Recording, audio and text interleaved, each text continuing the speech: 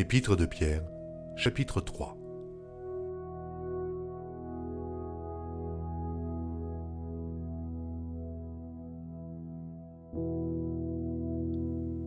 Femmes, soyez de même soumises à vos maris, afin que, si quelques-uns n'obéissent point à la parole, ils soient gagnés sans parole par la conduite de leurs femmes, en voyant votre manière de vivre chaste et réservée.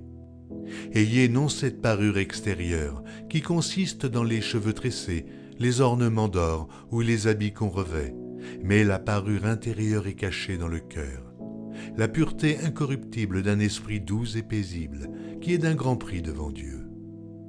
Ainsi se paraient autrefois les saintes femmes qui espéraient en Dieu soumises à leur mari, comme Sarah qui obéissait à Abraham et l'appelait son Seigneur.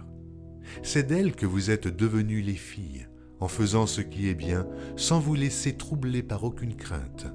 Marie, montrez à votre tour de la sagesse dans vos rapports avec vos femmes, comme avec un sexe plus faible.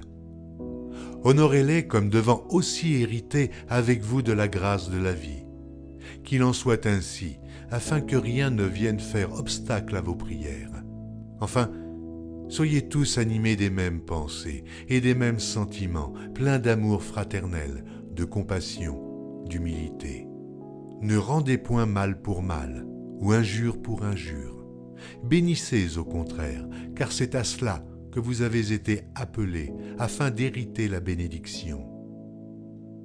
Si quelqu'un, en effet, veut aimer la vie et avoir des jours heureux, qu'il préserve sa langue du mal et ses lèvres des paroles trompeuses, qu'il s'éloigne du mal et fasse le bien, qu'il recherche la paix et la poursuive.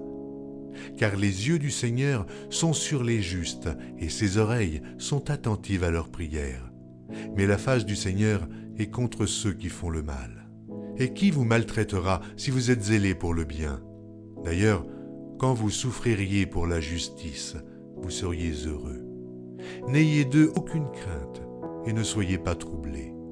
Mais sanctifiez dans vos cœurs, Christ le Seigneur étant toujours prêt à vous défendre avec douceur et respect devant quiconque vous demande raison de l'espérance qui est en vous. Et ayant une bonne conscience, afin que, là même où ils vous calomnient comme si vous étiez des malfaiteurs, ceux qui décrient votre bonne conduite en Christ soient couverts de confusion. Car il vaut mieux souffrir, si telle est la volonté de Dieu, en faisant le bien qu'en faisant le mal. Christ aussi a souffert une fois pour les péchés, lui juste pour des injustes, afin de nous amener à Dieu, ayant été mis à mort quant à la chair, mais ayant été rendu vivant quant à l'esprit, dans lequel aussi il est allé prêcher aux esprits en prison, qui autrefois avaient été incrédules lorsque la patience de Dieu se prolongeait au jour de Noé, pendant la construction de l'arche, dans laquelle un petit nombre de personnes, c'est-à-dire 8, furent sauvées à travers l'eau.